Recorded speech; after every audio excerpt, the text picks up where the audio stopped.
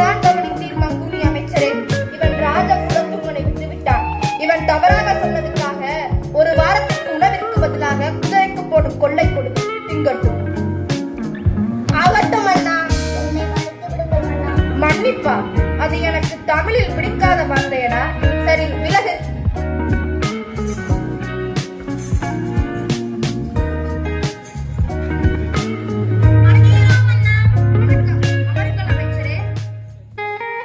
மந்திரியாரே, இந்த தினம் மக்களுக்கு ஏதேனும் பிரச்சனை உண்டா?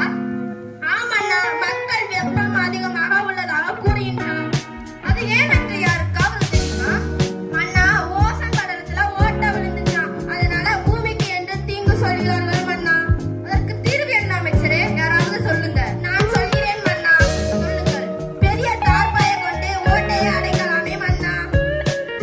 நான் சொல்கிறேன் மன்னா. பெரிய ஊசினை கொண்டு ஓட்டையை தைக்கலாமே மன்னா.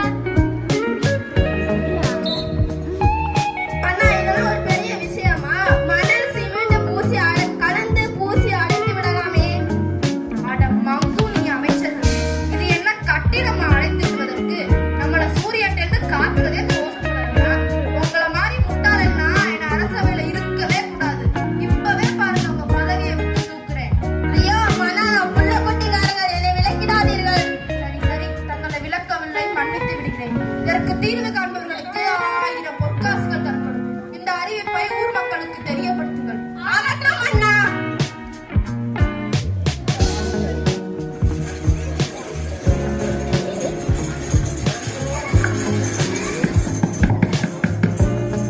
நாட்டு மக்களுக்கு ஓர் அறிவிப்பு. இதனால் அறிவிப்பது என்னவென்றால், ஓசோன் படலத்தில் ஓட்டை விழுந்து விட்டதாம். அதற்கான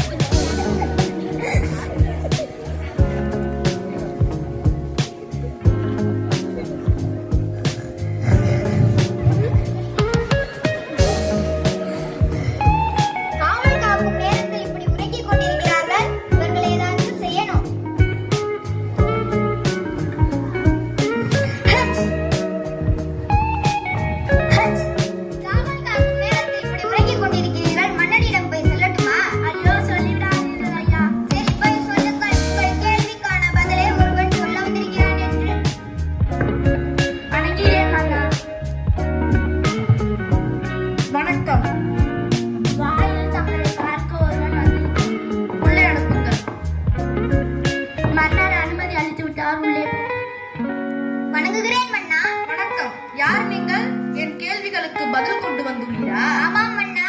நான் திரும்பவும் கேள்வியை கேட்கின்றேன், நன்றாக கேட்டு பதிலை கூறுங்கள். கேள்வி 1, ஓசோன் படலத்தில் ஓட்டை ஏற்பட காரணம். கேள்வி 2, ஓசோன் படலத்தின் நன்மை யாது? கேள்வி 3, ஓசோன் படலத்தின் தீமை யாது? கேள்வி 4, இதுதான் முக்கியமான கேள்வி, ஓசோன் படலத்தை பாதுகாக்க வழிமுறைகள். நீங்கள் கேட்ட கேள்விக்கு பதில் இதற்குள்ளது மன்னா. அதை நீங்களே